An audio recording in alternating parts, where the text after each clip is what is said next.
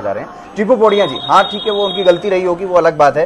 टीपू पोड़िया जी, ये जो फैसला लिया गया सरकार की तरफ से, जिस तरह की बातें कही जा रही है, जिस तरह की बातें प्रेस कॉन्फ्रेंस के दौरान सीएम ने कही है, क्या क्योंकि चुनाव का वक्त है तो ये तो बात कही जाएगी कि चुनावी मौसम में ये फैसला लिया गया, लेकिन इससे कुछ तो फायदा होगा उन कच्चे कर्मचारियों को जिनको पक्का करने का ऐलान सीएम की तरफ से किया गया? देखिए अतेंद्र जी, साथी, लेकिन मैं ये कहना चाहूंगा, जब अमित ढिल्लों जी अपनी बात रख रहे थे, हाँ। उन्होंने जो इस एक्ट में जो कमियां खामियां बताई, उन्होंने किस प्रकार बताया कि मैं मुख्यमंत्री जी के साथ जब मीटिंग हुई तब उसमें भी था, जब खुल्लर साहब के साथ मीटिंग हुई उसमें भी था। तो प्रियदर्शनी जी ने कहा कि ठीक है, मैंने ये पॉइंट नोट कर लिया जब HKRN की बात हो रही थी। मैं आपके चैनल के माध्यम से प्रियदर्शनी जो भारतीय जनता पार्टी की प्रवक्ता है, मैं उनको एक चीज और नोट करने के लिए कहूंगा। अभी हाल ही में कुछ समय पहले हरियाणा प्रदेश के अंदर CRID के माध्यम से, यानी कि सिटीजन रिसोर्स इंफॉर्मेशन डिपार्टमेंट के तहत 6000 CPLO की वैकेंसी निकाली गई। उन 6000 CPLO की वैकेंसी में 2 एग्जाम लिए गए। 2 एग्जाम लेने के बाद CPLO भर्ती किए गए, जिसमें से 3200 के आसपास बच्चे भर्ती किए गए।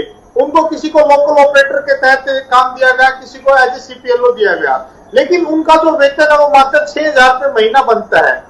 वो भी CPLO का 6000 रुपए महीना बनता है, जो लोकल ऑपरेटर है उसका कुछ नहीं बनता।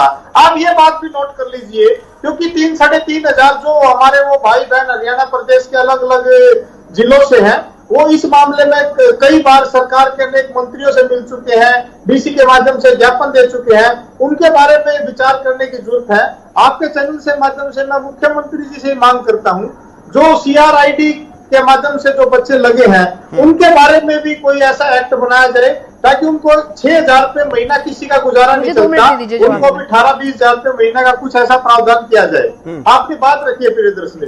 टीपू जी, मैंने आपकी बात बड़े ध्यान से सुनी। इसका सिर्फ और सिर्फ एक ही शब्द में मैं आपको जवाब देना चाहती हूँ। CRID के आपने जो कर्मचारियों के बारे में सोचा है, ये आपने सरकार से हटने के बाद क्यों सोचा? पहले ही सोच लेते, 4.5 साल तो आप लोग भी सरकार में थे।